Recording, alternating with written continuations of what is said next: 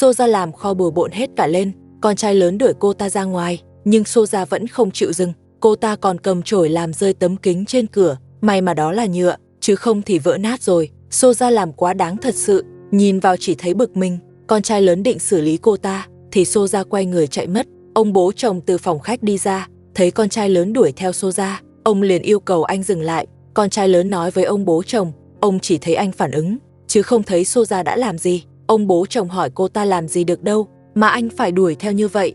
Con trai lớn bảo ông vào kho nhìn thử, xem Soja đã làm gì. Ông bố chồng nhìn thấy cảnh trong kho, liền hỏi Soja sao không giặt đồ đi, mà cứ gây chuyện thế này. Soja nói, cô ta không gây chuyện, là hai người kia bắt nạt cô ta trước. Con trai lớn nói với ông bố chồng, anh và Lashima đang nói chuyện trong kho, thì Soja mang rác ném vào trong. Người quay phim cũng xác nhận đúng vậy. Soja liền ném đồ về phía người quay phim, bảo anh ta không được nói, dù ai cũng thấy Soja làm sai. Ông bố chồng vẫn không xử lý cô ta, chỉ thúc Soja giặt đồ rồi đem phơi. Ông bố chồng đúng là quá thiên vị, Soja làm loạn tới mức này mà ông vẫn không phạt, lại còn banh nữa. Rốt cuộc họ là quan hệ gì? Thật sự khó hiểu. Mọi người thấy ông làm vậy có công bằng không? Soja lại quay ra hò hét. Ông bố chồng bảo cô ta dừng lại, nhìn xem kho bị làm thành ra sao rồi. Con trai lớn bước tới định ngăn Soja. Soja lại định cầm đồ gây sự, nhưng Lashima kéo cô ta ra. Soja vẫn không chịu dừng, vì cô ta chưa đạt mục đích. Cô ta từng nói, chỉ cần con trai lớn và Lashima chưa đi, thì cô ta sẽ gây chuyện mãi. Con trai lớn lại bị Soja tát. Ông bố chồng như không thấy gì, chỉ đứng quanh đó nhìn ngó. Chỉ cần Soja không bị thiệt, ông sẽ không can thiệp. Đợi đến khi Soja chịu bất lợi, ông mới chịu ngăn lại. Mọi người cứ để ý hành động của ông ấy. Nếu không, vì ông bố chồng banh Soja như vậy, cô ta cũng chẳng dám làm quá. Nhà cũng không dối đến mức này. Tôi đoán chắc, con trai lớn và Lashima sớm muộn cũng bị Soja đuổi đi. Lúc đó ông bố chồng cũng sẽ tiếp tay, cứ chờ xem nhé. Soja còn nói ông bố chồng banh Lashima. Ông bố chồng đáp, cô ta phá kho ra nông nỗi này rồi, nếu ông không ra ngăn, thì cô ta còn làm loạn cả nhà. Con trai lớn cầm cây lau nhà, tới ngăn Soja. Soja sợ quá trốn vào kho, con trai lớn đuổi theo. Ông bố chồng giật cây lau nhà rồi ném đi, không cho con trai lớn dùng nó với Soja. Vì sợ Soja bị thiệt, ông kéo Soja ra khỏi kho, rồi nói với con trai lớn, đừng làm lớn chuyện nữa, kho đã thành thế này rồi, thì để con trai lớn và Lashima dọn lại, tối còn có chỗ nghỉ. Con trai lớn nói ông bố chồng thiên vị, nhưng ông như không nghe thấy. Con trai lớn cũng không nói nữa, chuyển sang bắt Soja phải dọn kho, bảo cô ta tự thu dọn lại. Ông bố chồng lại kéo Soja đi chỗ khác, không cho cô ta dọn kho, bảo cô ta tiếp tục giặt nốt đồ chưa xong. Ông còn giận Soja lần sau đừng nóng nảy, lần này làm vậy hơi quá rồi. Soja nói cô ta không đuổi được họ. Con trai lớn nghe thấy, liền hỏi ông bố chồng, đuổi họ đi có phải ý ông không? Ông bố chồng nói, ông không hề muốn đuổi con trai lớn và Lashima, là Soja nói bậy thôi. Soja lại nói chuyện đuổi họ đi, ông bố chồng đã ngầm đồng ý rồi, sớm muộn họ cũng bị đuổi. Con trai lớn quay sang hỏi Soja, anh chỉ vào ông bố chồng nói, ông có nói đuổi chúng tôi không? Vậy sao cô cứ vào kho gây chuyện? Ông bố chồng thấy Soja bị ép lại bắt con trai lớn dừng tay. Dù ông không nói thẳng, nhưng con trai lớn hiểu rõ, không có ông bật đèn xanh, Soja không thể ngày nào cũng làm loạn vậy. Con trai lớn bực quá, cầm túi rác Soja ném vào kho lúc nãy, vào phòng khách định ném vào phòng Soja. Soja chạy tới cản, ông bố chồng cũng ra cản theo. Ông giật túi rác rồi ném đi, rồi đuổi con trai lớn ra ngoài, thậm chí còn định dạy dỗ thêm. Lashima nhìn vậy cũng hiểu rõ, ông bố chồng thiên vị Soja đến mức nào, chỉ để banh cô ta. Ông lại quay sang trách con trai lớn, Soja đúng là giỏi lấy lòng, không hiểu đã nói gì với ông bố chồng, mà ông banh cô ta như vậy. Con trai lớn và Lashima ở lại đây cũng chẳng có ích gì, nên mau tìm cách xây nhà thôi, cố gắng rời khỏi đây sớm nhất. Người quay phim hôm nay tới sớm, vì Abu hôm nay muốn đưa vợ cả và các con đi chơi, nên gọi điện nhờ người quay phim mượn xe dùng một chút. Abu thấy người quay phim đến, liền dậy nhanh thu dọn đồ. Hôm nay Abu ngủ nướng một chút, vì mấy hôm trước anh đi công trường liên tục, hôm nay được nghỉ nên tranh thủ ngủ thêm. Vợ cả đã rửa xong bộ trà, cô hỏi người quay phim có muốn uống trà không. Người quay phim nói không cần, anh ấy không khát vì đã ăn trước rồi mới đến. Vợ cả bảo người quay phim chờ chút, cô cũng nấu xong rồi, ăn xong họ sẽ xuất phát. Người quay phim nói đừng vội, hôm nay Abu được nghỉ, hai người dẫn con đi chơi thì cứ thư giãn là được, đừng căng thẳng. Người quay phim cũng mừng cho vợ cả, Cuối cùng ngày tốt đẹp cũng đến rồi. Vợ cả trải sẵn tấm lót bàn ăn, rồi lấy thêm bánh nang trong tủ lạnh ra, sau đó gọi mọi người vào ăn cơm. Hôm nay vợ cả không xào món gì, chỉ lấy đồ chấm Abu mang về hôm qua, bày ra cho cả nhà ăn, cuốn với bánh nang là được. Trong lúc ăn, Abu hỏi vợ cả, thời tiết lạnh rồi, quần áo của bọn trẻ đã mua đủ, còn của vợ cả thì chưa, hôm nay anh định đưa cô đi mua. Vợ cả nói mình không thiếu đồ, bảo Abu đừng tốn tiền, cứ để dành xây nhà thì hơn. Abu nói tiền xây nhà vẫn để dành, nhưng đồ cũng phải mua, giờ anh đi làm đều, mua cho cô vẫn được, lên thành phố rồi tính tiếp. Abu thay đổi nhiều thật, giờ còn biết mua đồ cho vợ cả. Ăn xong, Abu ra trước gương trải lại tóc, vợ cả thì bận rửa bát trong bếp. Dọn dẹp xong, bọn trẻ mang quần áo chạy tới tìm mẹ. Đồ của cô con gái út Abu đã thay sẵn rồi, bé chạy lại khoe với vợ cả, muốn mẹ xem giúp. Vợ cả chỉnh lại cho bé gọn gàng hơn, rồi bảo Abu đưa bé ra trước, dắt đi chải tóc luôn. Con gái cả đứng nhìn mẹ mặc đồ cho mình. Mặc xong rồi, gia đình 4 người vui vẻ xuất phát. Ra đến chỗ xe, người quay phim đưa chìa khóa cho Abu, bảo anh lái giúp. Nếu không phải Soja lấy xe của vợ cả đi mất, thì đâu cần làm phiền người quay phim. Soja gây chuyện quá nhiều, rồi cũng sẽ có lúc phải trả giá thôi. Con trai lớn đi làm rồi, Lasima ở một mình trong kho, tấm kính kho cũng bị rơi ra. Lasima lắp lại tạm cho chắc, rồi lại lo tiếp việc khác. Còn Soja ở phòng khách pha sữa cho cặp song sinh. Người quay phim hỏi, ông bố chồng và bà mẹ chồng đâu rồi? Soja nói họ đi ra ngoài từ sớm, rồi bảo người quay phim cũng về đi, đừng quay nữa, ở đây chẳng có gì để quay đâu. Người quay phim hiểu ý Soja, trong nhà giờ chỉ có cô ta và Lasima. Cô ta muốn đuổi anh đi để kiếm cớ gây sự với Lasima, nhưng người quay phim không rời đi. Anh ra sân tìm Lasima, dặn cô phải cẩn thận với Soja, vì cô ta có thể lại làm quá. Lasima nói, hôm qua cô đã nói với con trai lớn rồi, nếu anh ấy không ngăn Soja mà cô ta còn tiếp tục gây chuyện, cô sẽ đưa bọn trẻ rời đi. Xem ra Lasima chịu đủ rồi, đến lúc phải quyết định thôi. Đúng lúc đó Soja từ phòng khách đi ra, thấy người quay phim còn ở đây thì hỏi, anh chưa về à? Rồi lập tức quay sang gây sự với Lasima. Cô ta hỏi, ai cho Lasima dùng nước trong nhà? Lasima nói chi tiêu trong nhà đều do con trai lớn lo, sao cô lại không được lấy nước? Soja nói, mọi thứ trong nhà đều là của cô ta, không có cô ta cho phép, Lasima không được dùng bất cứ thứ gì. Nếu muốn dùng nước thì phải giặt đồ cho cặp song sinh trước. Soja cứ kéo Lasima, nhưng Lasima nhất quyết không chịu. Để ép Lasima nghe lời, Soja lại vào kho lấy chăn của họ. Lasima cầm gậy gõ để ngăn, nhưng Soja né được. Soja nói hoặc Lasima đi ngay bây giờ, hoặc sau này phải làm thay cho cô ta. Lasima bảo Soja trả chăn vào, cô đảm bảo 3 ngày nữa sẽ rời đi. Nhưng Soja nói cô ta không chờ nổi 3 ngày, bắt Lasima dọn đi ngay lập tức, rồi lại đẩy Lasima ngã xuống. Người quay phim vội can ngăn Soja, bảo cô ta bình tĩnh lại, nói dù muốn Lasima đi thì cũng phải để cô ấy báo con trai lớn một tiếng chứ, với lại còn phải thu dọn đồ đạc. Nhưng Soja bảo người quay phim đừng xen vào, bắt Lasima phải đi ngay, vì nếu chưa đi bây giờ, đợi con trai lớn về thì sẽ không đi được nữa. Rồi lại tiếp tục làm khó Lasima, hỏi rốt cuộc có đi hay không. Trước kia Soja cũng từng đuổi vợ cả như vậy, giờ cô ta lại dùng đúng chiêu đó. Con trai lớn về tới rồi, Soja liền bỏ đi, nhưng con trai lớn không đuổi theo. Anh quay sang tháo dây cho Lasima trước. Soja vừa chạy vừa than đau lưng, rồi đổ lỗi cho con trai lớn. Con trai lớn nói đó là do cô ta tự gây ra thôi, đợi tháo dây xong đã. Tháo xong rồi, con trai lớn quay lại đối chất, hỏi Soja sao lại ép Lasima như vậy, còn khóa cô ấy lại nữa. Soja nói nếu họ không rời khỏi nhà thì chuyện kiểu này còn lặp lại, bảo con trai lớn chuẩn bị tinh thần đi. Con trai lớn nói anh đã nói rồi, họ đang gom tiền để xây nhà, xây xong sẽ rời khỏi đây. Nhưng Soja nói cô ta không chờ nổi, bảo đó chỉ là cái cớ kéo dài thời gian. Nếu con trai lớn vẫn không đưa Lasima và bọn trẻ đi thì lần sau anh sẽ không gặp được Lasima nữa. Soja đúng là quá ngông.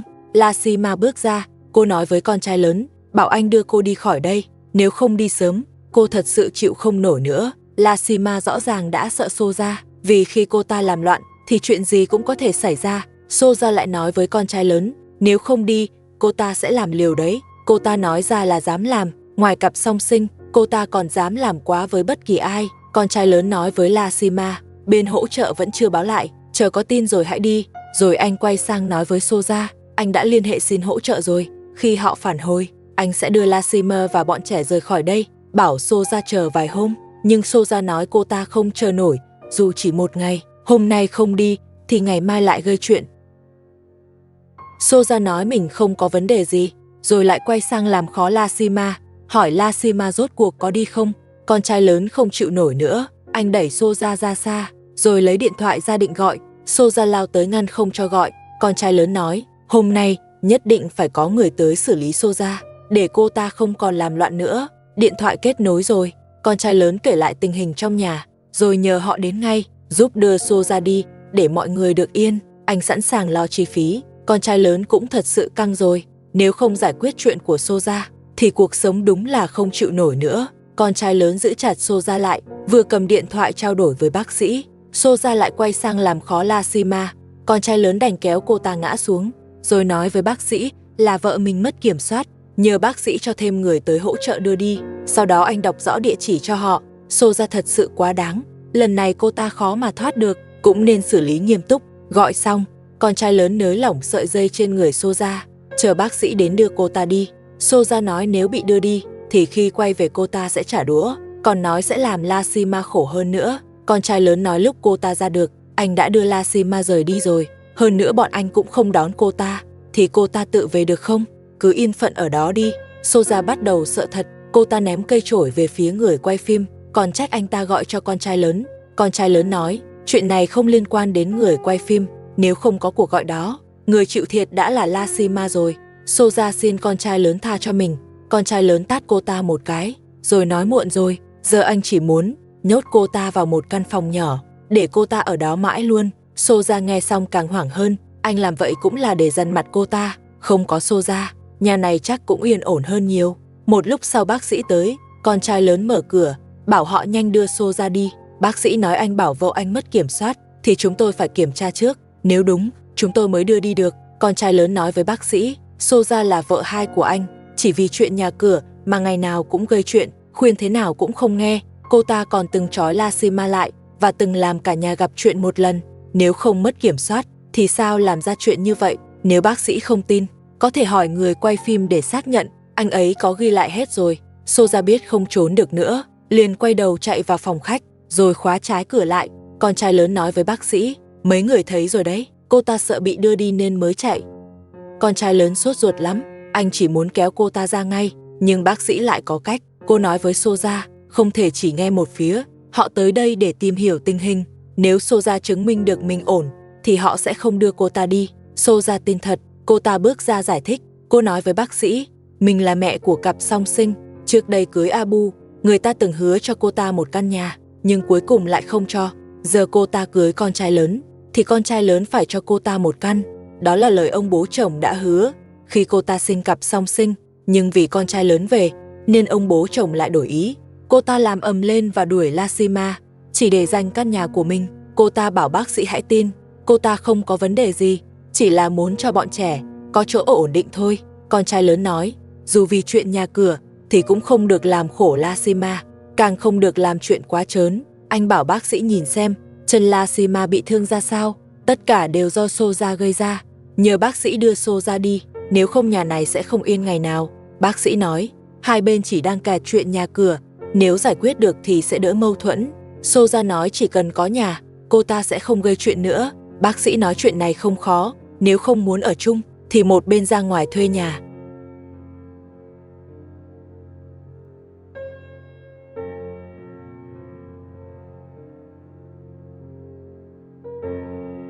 Soja lại nổi nóng, cô ta đẩy con trai lớn ra ngoài, bảo anh đừng tranh giành nhà của cô ta. Con trai lớn bảo bác sĩ nhìn đi, xem hành vi này có bình thường không, nếu không đưa Soja đi thì cô ta sẽ còn tiếp tục gây rối.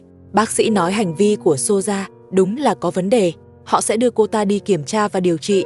Con trai lớn nói, làm ơn đưa cô ta đi ngay giúp tôi, miễn là đừng để cô ta quay lại, chi phí tôi sẽ lo. Bác sĩ hỏi Soja, cô còn muốn nói gì nữa không?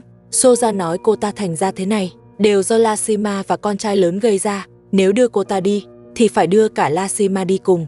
Lashima nói người mất kiểm soát là cô ta, sao cô lại kéo cô đi theo được? Con trai lớn bảo bác sĩ đừng chần chừ nữa, để lâu là Soja lại đổi lời. Đúng lúc bác sĩ chuẩn bị đưa Soja đi thì ông bố chồng và bà mẹ chồng về tới. Soja sắp bị đưa đi rồi, ông bố chồng và bà mẹ chồng vừa về. Ông bố chồng thấy vậy liền hỏi có chuyện gì. Con trai lớn nói Soja mất kiểm soát, nên anh nhờ bác sĩ đưa cô ta đi. Soja thấy ông bố chồng về thì la lên cầu cứu. Cô ta nói mình không sao cả, chỉ là con trai lớn và bác sĩ muốn ép cô ta đi. Ba mẹ chồng cũng nói Soja có vấn đề rồi, bảo bác sĩ đưa cô ta đi nhanh. Ông bố chồng trách ba mẹ chồng sao lại nói vậy. Con trai lớn nói Soja thật sự không ổn, bác sĩ đã kết luận rồi. Ông bố chồng hỏi bác sĩ có đúng không. Bác sĩ nói nhìn hành vi vừa rồi là thấy rõ, họ bắt buộc phải đưa Soja đi kiểm tra. Nhưng ông bố chồng vẫn nói Soja không sao, còn nói cô ta có cặp song sinh cần chăm. Ông bố chồng bảo bác sĩ đừng đưa Soja đi, rồi kéo tay Soja lại, bảo cô ta mau vào phòng khách. Ba mẹ chồng vẫn khẳng định Soja có vấn đề, không cho cô ta ở lại trong nhà. Soja bắt đầu cãi qua cãi lại với mọi người. Cô ta la lên nói mình bị oan. Con trai lớn lên tiếng ngăn lại. Ông bố chồng lại tiếp tục banh Soja, còn kéo cô ta vào phòng khách. Bác sĩ bước tới chặn lại, nói với ông bố chồng là Soja đang quá kích động, nếu không đưa cô ta đi, ở nhà sẽ rất dễ xảy ra chuyện. Nhưng ông bố chồng vẫn nhất quyết không cho đưa đi. Bác sĩ cũng hết cách, đành kéo Soja sang một bên, bảo con trai lớn giữ chặt để tiêm một mũi, cho Soja bình tĩnh lại một chút. Soja nghe nói tiêm là lại chống đối. Cô ta nói mình không sao hết, nhưng bác sĩ và con trai lớn vẫn kiên quyết, cuối cùng vẫn tiêm cho Soja một mũi, để cô ta tỉnh ra một chút. Nhìn kết quả như vậy cũng tạm ổn, dù chưa đưa Soja đi, nhưng ít nhất cô ta cũng bị hạ nhiệt. Tiêm xong Soja nằm bệt xuống đất. Ông bố chồng thấy vậy lại bắt đầu lo. Bác sĩ nói Soja không sao đâu, tiêm xong thì sẽ yên hơn thôi. Ông bố chồng không nỡ để Soja nằm dưới đất. Ông bảo con trai lớn dìu cô ta vào phòng khách nghỉ, nhưng con trai lớn không muốn đỡ. Ông bố chồng lại gọi bác sĩ và bà mẹ chồng hỗ trợ. Bà mẹ chồng cũng thật sự qua giúp. Con trai lớn thấy vậy liền ngăn bà mẹ chồng, rồi kéo Lashima về kho nghỉ. Bác sĩ chuẩn bị rời đi, con trai lớn chạy tới xin thuốc để xử lý. Khi Soja lại kích động, bác sĩ đưa cho anh và dặn thuốc này không được dùng quá nhiều. Sang hôm sau, Soja nằm mệt mỏi và than khó chịu. Ông bố chồng bảo bà mẹ chồng gọi con trai lớn tới, nói Soja đang không khỏe, hỏi hôm qua bác sĩ tiêm thuốc gì. Con trai lớn nói đó chỉ là thuốc an thần, không liên quan gì đến chuyện bị bệnh. Ông bố chồng nói nếu không liên quan thì sao hôm nay Soja lại mệt như vậy. Ông bảo con trai lớn đưa Soja đi khám. Con trai lớn nói anh sẽ qua xem thử. Rồi đi tới chỗ Soja, anh nói thẳng với Soja dù cô ta giả hay thật sự mệt, anh cũng sẽ không đưa đi đâu cả, tự lo lấy. Nói xong anh quay đi. Ông bố chồng bế cặp song sinh lên, rồi trách con trai lớn vô trách nhiệm. Con trai lớn nhắc lại hôm qua chỉ tiêm thuốc an thần, ngoài giúp bình tĩnh ra thì không có gì khác. Bảo ông bố chồng đừng tin Soja, vì cô ta chắc chắn đang diễn, chỉ muốn mọi người thương hại thôi. Soja nằm đó kêu khó chịu. Ông bố chồng nói Soja bảo bác sĩ tiêm virus nên cô ta mới mệt. Đúng lúc đó Lashima tới. Cô nói với ông bố chồng rõ ràng đó là thuốc an thần, làm gì có chuyện tiêm virus, không ai làm vậy cả. Soja chỉ đang cố gây sức ép, muốn đuổi họ đi để giữ căn nhà này. Con trai lớn nhắc ông bố chồng, ông quên những chuyện Soja từng làm rồi sao? Lần nào cô ta cũng nói một kiểu để lừa người khác, lần này cũng vậy thôi. Soja vẫn la lên bắt ông bố chồng giúp mình. Ra tới sân, con trai lớn nói hôm qua Soja gây chuyện trong nhà, cô ta sợ bị xử lý nên mới giả mệt, bảo ông bố chồng đừng để ý, tối tới là cô ta tự khỏe thôi. Ông bố chồng nói ông thấy Soja yếu thật, không giống giả vờ, vì sắc mặt cô ta rất tệ. Con trai lớn nói sắc mặt tệ là đúng, vì hôm qua cô ta không đạt được mục đích, trong lòng khó chịu nên mới vậy. Nếu ông bố chồng không tin thì cứ vào phòng khách quan sát Soja đi, sẽ biết anh nói đúng hay không. Ông bố chồng nói ông cũng thấy lạ, bác sĩ làm gì có chuyện tiêm virus, nếu Soja thật sự giả vờ, ông sẽ nghiêm khắc với cô ta. Nói xong ông vào phòng khách, bảo ông muốn nhìn Soja cho rõ. Không hiểu Soja nói gì mà ông bố chồng lại tin. Ông ấy còn tưởng bác sĩ tiêm virus nữa. Nhìn vậy chắc họ ở kho không lâu nữa, có khi sớm muộn gì cũng bị đuổi đi. Mà trời thì đang lạnh thế này, họ cũng chẳng biết đi đâu, không lẽ dắt theo mấy đứa nhỏ ra ngoài ở tạm sao? Lashima hỏi chuyện tổ chức từ thiện lần trước sao rồi, có phản hồi chưa? Con trai lớn nói họ còn phải xác minh, chắc chưa nhanh vậy đâu, mai anh sẽ qua hỏi lại. Soja vẫn nằm kêu khó chịu, bắt ông bố chồng giúp mình. Ông bố chồng nói con trai lớn đã nói rõ rồi, đó chỉ là thuốc an thần thôi, không phải virus gì cả. Nếu còn kêu thì chắc cô ta đang diễn, bảo sao ông tin được. Ông còn nói cô muốn ông đuổi hết họ đi thật à? Họ đi rồi ai lo sinh hoạt? Bà mẹ chồng nói Soja chỉ đang làm quá, không ai tiêm virus cho cô ta cả. Bỗng Soja ngồi bật dậy, cô ta nói, con trai lớn và bác sĩ đã bàn nhau, hợp sức đối phó với cô ta. Nếu không đuổi họ đi, thì cô ta sẽ không khỏe được. Cô ta hỏi ông bố chồng, ông muốn nhìn cô ta mệt mãi sao? Ông bố chồng hỏi vậy phải làm sao? Soja nói, chỉ cần con trai lớn ra ngoài thuê nhà, họ rời khỏi đây thì mọi chuyện sẽ êm. Ông bố chồng đồng ý. Bà mẹ chồng nói, Soja đang nói linh tinh, mệt hay không liên quan gì đến chuyện đuổi người. Bà bảo Soja đừng diễn nữa, làm vậy chẳng tốt cho ai cả. Soja nói, mình không diễn, nếu sợ không có ai lo sinh hoạt, thì cô ta sẽ đóng góp phần của mình. Đúng lúc đó con trai lớn bước vào, anh bảo ông bố chồng đừng nghe Soja nói bậy. Anh vừa gọi lại cho bác sĩ. Bác sĩ nói, chỉ tiêm thuốc an thần thôi, tác dụng cũng đã qua rồi. Soja nói, con trai lớn muốn hại mình. Nếu con trai lớn không rời khỏi nhà, thì cô ta sẽ mệt mãi như vậy. Con trai lớn bảo cô ta cứ diễn tiếp đi, xem cô ta diễn được đến bao giờ. Anh nói làm vậy, chỉ lừa được ông bố chồng thôi.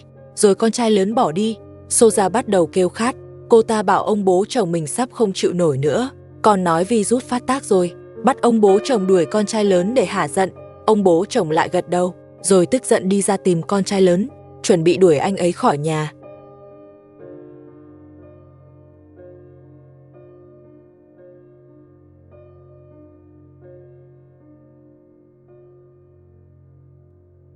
Soja lại bày ra chiêu mới, cô ta bắt đầu ho khan. Ông bố chồng hoảng hốt, vội đến xem Soja thế nào, hỏi cô ta bị sao vậy. Soja nói, bác sĩ tiêm virus cho mình, giờ bắt đầu có phản ứng, bảo ông bố chồng phải đòi lại công bằng cho cô ta, nhất định phải đuổi con trai lớn và Lashima đi. Ông bố chồng lại đồng ý thật, ông nói với Soja, ông sẽ đi đuổi họ ngay, bảo Soja nghỉ trước đi. Ông bố chồng tới kho tìm con trai lớn đang uống trà. Anh hỏi ông bố chồng có chuyện gì. Ông bố chồng nói, tất cả là do con trai lớn gây ra. Anh còn bắt tay với bác sĩ, nói là tiêm virus cho Soja, giờ bắt con trai lớn rời khỏi đây ngay. Lashima muốn giải thích, nhưng ông bố chồng cũng bắt Lashima đi cùng. Ông nói chuyện Soja bị bệnh, Lashima cũng có liên quan. Con trai lớn không tin Soja thật sự mệt. Ông bố chồng nói, không tin thì vào xem thử đi, tự nhìn là biết. Con trai lớn tới cửa phòng khách, Soja nói với con trai lớn, cô ta hò suốt, giờ mệt lắm rồi, tất cả là do con trai lớn gây ra. Cô ta không muốn nhìn thấy anh, bắt anh rời khỏi nhà ngay. Nhưng con trai lớn vẫn nói, Soja chỉ đang diễn, chỉ có ông bố chồng tin cô ta. Soja ngồi bệt xuống đất, bắt ông bố chồng giúp mình, giúp đuổi con trai lớn đi. Con trai lớn bảo Soja đừng diễn nữa, chẳng phải cô chỉ muốn đuổi tụi tôi đi sao? Tôi không đi đấy, xem cô diễn tới khi nào. Ông bố chồng nói, Soja đã mệt như vậy rồi, mà con trai lớn vẫn còn gây áp lực cho cô ta. Con trai lớn bảo ông bố chồng tỉnh táo lại đi. Con trai lớn bảo ông bố chồng nhìn kỹ đi, Soja rõ ràng đang giả vờ, nếu thật sự mệt, sao mặt cô ta còn hồng hào vậy? Ông bố chồng bảo con trai lớn đừng nói nữa, mau dọn đồ rồi rời đi. Nếu con trai lớn không đi, ông cũng không cho ở kho nữa. Nói xong ông bắt đầu hất đồ trong kho ra ngoài. Con trai lớn gần như sụp đổ. Soja lừa ông bao lần rồi, sao ông vẫn tin vậy? Sao cứ nghe lời Soja mãi? Ông bố chồng bảo con trai lớn im đi, bảo họ đi nhanh lên. Họ đi rồi, ông mới đưa Soja đi khám. Ông bố chồng thật sự bị Soja dẫn dắt, lúc nào cũng bị cô ta nắm thóp. Nếu con trai lớn và Lashima đi rồi, chắc ông bố chồng cũng khó yên ổn. Khi ông bố chồng đang đuổi họ đi, Soja lại làm động tác ho khan. Con trai lớn tức lắm, bảo Soja đừng diễn nữa. Rốt cuộc cô định diễn tới bao giờ? Ông bố chồng nói Soja không diễn, cô ta thật sự mệt rồi, là do con trai lớn và Lashima gây ra. Giờ cô ta đã không còn sức nữa, tất cả là tại họ bắt buộc phải rời khỏi đây. Con trai lớn nói với ông bố chồng, nếu ông đã quyết đuổi họ, thì cũng phải cho chút thời gian chứ. Trời đang lạnh thế này, dù có đi, cũng phải tìm chỗ ở trước đã. Ông bố chồng nói, tìm chỗ ở là việc của con trai lớn, không liên quan đến ông. Tóm lại hôm nay phải đi ngay. Lashima đi tới nói chuyện với ông bố chồng. Con trai lớn tức quá ném chiếc dép về phía Soja, rồi nói cô đối xử như vậy. Soja nói cô ta thật sự mệt, là do con trai lớn gây ra, cô ta không làm gì sai. Ông bố chồng quăng chăn xuống đất, bảo con trai lớn đi ngay, đồ đạc đã dọn giúp rồi. Ông tiếp tục thúc con trai lớn đi, bắt họ ra ngoài thuê nhà. Con trai lớn nói, chưa tìm được chỗ, tìm được rồi sẽ đi. Ông bố chồng nói, không có thì tự nghĩ cách, kho không cho ở nữa. Con trai lớn nói, ông bố chồng tin lời Soja, muốn đuổi thì cũng nên cho họ thời gian tìm nhà, chứ không thể đuổi ngay được. Ông bố chồng nói, đợi tìm được thì muộn rồi, Soja đã mệt như vậy, nếu còn để họ ở lại, Soja sẽ càng khó chịu hơn. Con trai lớn nói, dù sao bây giờ anh cũng chưa thuê được nhà, nếu ông bố chồng thuê được giúp, anh đi ngay lập tức. Ông bố chồng nói, dù phải ngủ tạm bên ngoài, hôm nay cũng phải đi. Ông bố chồng quá cứng rắn, lại bị Soja dẫn dắt rồi. Nói xong ông bố chồng tiếp tục đuổi họ đi. Con trai lớn xin ông suy nghĩ lại, họ đi rồi, sau này có khi chính ông cũng bị Soja gây khó dễ. Ông bố chồng nói, Soja sẽ không làm vậy, chỉ cần họ rời đi, trong nhà sẽ yên. Soja cũng không làm ầm lên nữa. Soja lại kêu khó chịu, bắt ông bố chồng đuổi họ đi. Ông bố chồng vẫn nghe lời Soja, còn bảo con trai lớn nhìn đi, nhìn xem anh làm Soja thành thế nào. Ông còn phải đưa Soja đi khám, bảo con trai lớn đừng chần chừ nữa. Trong mắt ông bố chồng, con trai lớn và Lashima còn không bằng Soja. Họ bị đuổi ra ngoài, mà ông còn khóa cửa rất kỹ. Con trai lớn vừa đi, Soja lập tức ngồi dậy, thế là rõ ràng cô ta đang giả vờ. Nhiếp ảnh gia nhìn không chịu nổi nữa, gọi ông bố chồng tới, rồi mở video quay trong phòng khách ra cho ông xem, bảo ông nhìn kỹ. Nhiếp ảnh gia nói, lúc ông bố chồng rời đi, Soja đã lén đi vào bếp. Soja nghe thấy liền chạy tới, cướp điện thoại của nhiếp ảnh gia, không cho ông bố chồng xem. Ông bố chồng lại bước tới, giật điện thoại về từ tay Soja.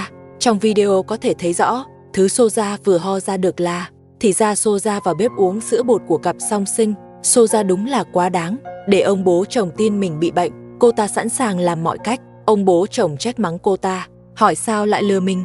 Soja nói cô ta chỉ muốn bắt ông bố chồng đuổi con trai lớn và Lashima đi, chỉ cần đuổi được họ, cô ta làm gì cũng được. Ông bố chồng hối hận rồi, ông chạy đi tìm con trai lớn. Ông vừa đi, Soja lại quay sang gây chuyện với nhiếp ảnh gia. Cô ta ném giày về phía anh ấy, rồi còn chạy đi lấy cây gậy, mắng nhiếp ảnh gia phá hỏng kế hoạch của mình. Ông bố chồng quay lại mắng cô ta tiếp. Con trai lớn cũng bị ông gọi quay về. Ông bố chồng bảo, con trai lớn cảm ơn nhiếp ảnh gia, vì anh ấy đã giúp họ. Con trai lớn liền cảm ơn nhiếp ảnh gia, nói nếu không có anh ấy giúp, thì kế hoạch của Soja đã thành công rồi. Sau đó con trai lớn quay sang cảnh cáo Soja, kế hoạch của Soja thất bại. Cô ta vẫn không cam tâm, cứ tiếp tục gây rối. Ông bố chồng bảo cô ta dừng lại, rồi nói rằng ông đã bị Soja lừa quá nhiều lần rồi, bảo cô ta từ nay phải biết điều, không được ép con trai lớn và Lashima rời đi nữa. Con trai lớn nói, cô còn làm khó Lashima nữa, thì tôi sẽ đuổi cô đi. Soja nói, mình không làm sai, song sinh do cô ta sinh ra thì phải có nhà. Ông bố chồng nói với cô ta, ông đã đồng ý rồi, sẽ để lại cho song sinh một căn nhà. Vậy sao Soja còn quậy nữa?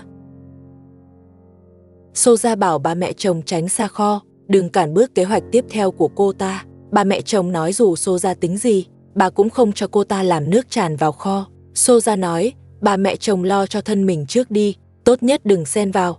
Bà mẹ chồng nói, trong nhà không phải Soja muốn gì cũng được, bà nhất định sẽ ngăn cô ta làm chuyện đó. Nếu Soja còn cố tình, bà sẽ gọi cho con trai lớn. Một lúc sau con trai lớn tan làm về, anh không thấy Lashima đâu, mà kho cũng được dọn sạch rồi. Anh hỏi Soja Lashima đi đâu, sao kho lại sạch như vậy? Soja nói, cô ta không biết, bảo anh tự đi hỏi Lashima, rồi quay người định đi. Con trai lớn chặn lại, hỏi có phải cô ta đuổi Lashima đi rồi không? Soja sợ bị mắng, nên nói với con trai lớn rằng Lashima đưa bọn trẻ ra ngoài thuê nhà rồi. Con trai lớn nói, kho đang ở yên ổn, sao Lashima lại đi thuê nhà được? Chắc chắn là Soja ép họ đi. Soja nói, sáng nay Lashima bảo cô ta muốn ra ngoài thuê nhà, sau này cũng không quay về ở nữa, nên nhờ cô ta dọn kho. Cô ta tốt bụng giúp dọn kho, vậy mà con trai lớn còn trách. Con trai lớn tất nhiên không tin, bắt Soja nói thật, không nói sẽ xử lý. Soja nói, Lashima đúng là ra ngoài thuê nhà rồi, cô ấy không biết thuê thế nào, chính cô ta chỉ cách. Con trai lớn nói, Lashima sao có thể không bàn với tôi mà tự ý đi thuê nhà. Hơn nữa dù có thuê nhà, cô ấy cũng không nhờ cô dọn kho. Chắc chắn là cô lợi dụng lúc tôi đi làm mà ép cô ấy rời đi. Anh bắt Soja đi tìm Lashima về. Soja nói, Lashima đi rồi, cô ta còn mừng không kịp, sao có thể đi tìm về. Con trai lớn tức quá hất đổ cái mâm. Anh nói với Soja, nếu hôm nay không tìm được Lashima về, thì tôi cũng sẽ đuổi cô đi. Tôi nói là làm. Soja nói, dựa vào đâu mà con trai lớn đuổi cô ta? Giờ Lashima đã đi rồi, thì con trai lớn cũng nên rời khỏi đây. Con trai lớn nói với cô ta, dù Lashima tự đi, tôi cũng phải đón cô ấy về. Soja nói, kho đã bị cô ta dọn sạch rồi, dù Lashima có quay lại, cô ta cũng không cho ở nữa. Xem tới đây đã hết rồi, Hẹn các bạn vào phần sau. Xin cảm ơn.